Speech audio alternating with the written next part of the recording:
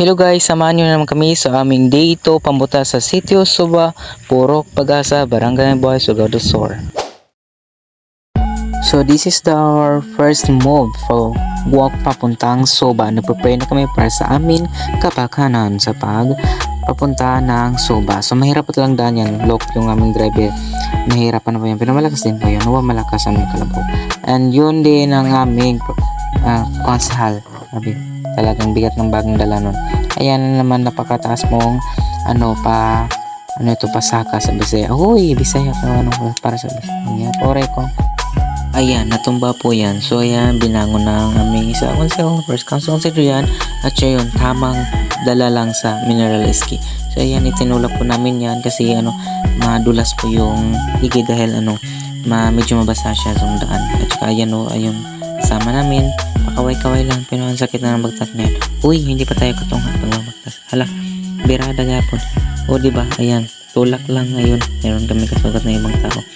Ayun, yes, tamang pasan ka lang dyan, Iski. Kasi makakasakay ka rin sa mas mabuting daan na. Hindi pa dyan. Kasi talagang mahirap pa dyan eh. So, ayan, nakasakay na kami. Kasi mas okay na. Ang daan, makaya-kaya ng aming driver. Ayun. Hindi na naman rest nakababa rin kami naman. Kasi hindi na naman nakakaya yung motor namin. Kaya binaba namin. Pero yung isa sa makikasakay ka rin. Ayun, sige, laban. Ayan tayo. Ayan, medyo nahirap-hirapan naman sa daan. So, just relax muna. Oh, relax. So, ayan, may iski namin. Yung kulit namin iski. At saka yun, pahinga muna kami dito. At mahirap. At yun, balik na naman pagsakay. At bira na naman kami tatakbo. At sa haba ng aming paglalakad sa pagbabiyahe po ng Suba, nandito na kami sa Suba. Ang pinuntahan ko pa dito ang eskwelahan nila. Yan po ang eskwelahan niya, yan po ang entrance, diba? Ang napagandang instance pa lang, pasabog na. Uy, ano yan, bomba? Pasabog. So, ayan po ang daanan nila papunta sa may mga rooms. So, ayan po, tamang lakad lang po tayo dito.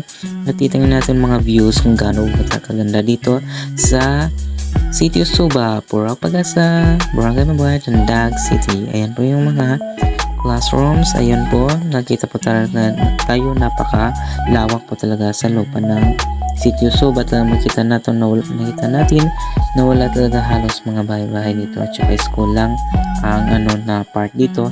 At saka iba din yon sa may mga bahayan. At saka nasa lang nagatbangan. Nagatbangan, Bisaya yun. Bisaya ka naman. Yan. Di ba ang ganda ng mga bahay doon sa kabila. Ayan. Yan. Tamang video lang po tayo dito. At yan, titingnan po natin yung view. Ako lang po dito kasi tulog yung mga kasama ko. Talagang nahirapan sila sa daan. Nahirapan. Ano ba talaga ginagawa? Uy. Ayan po yung mga classrooms nila. Ayan, napakalawak po, diba? At saka ang init po dito. Ang sakit ng magmumuka ko dito na napakainit Ayan po, tamang video lang, tamang lakad. Ayan, tumalon yun. Kasi may tubig. Ayun, hindi naman. Magpakabasa ka dyan. Ayun po yung mga bahay. Yan, view. Ang ganda. At saka ipapakita din natin yung classroom na napakataas po. Ang lawak niya. At saka ang dami pong rooms na hindi pa natatapos. Ongoing ba? Ongoing. Ayan po. Ginagawa pa po lang yan. So, ayan po. Ayan, video ko yan sa kabila. Wait lang po. Ayan. So, ayan. Diba? Ayan, makita po tayo na ang taas po talaga ng classroom niya. Ang lawak po ng capacity. Ayan po, diba? Talagang makikita natin. Tsaka for this next na ipabview ko sa inyo, yung sa kabila, yung mga bahay. Diba? Ang ganda ng bahay nila doon. Ang lawak po talaga dito. At saka ang ganda. Mahangin at peaceful po talaga dito sa Sitio Suba. Ayan po, ang ganda po. Diba nang nilang mga classroom at eskwelahan.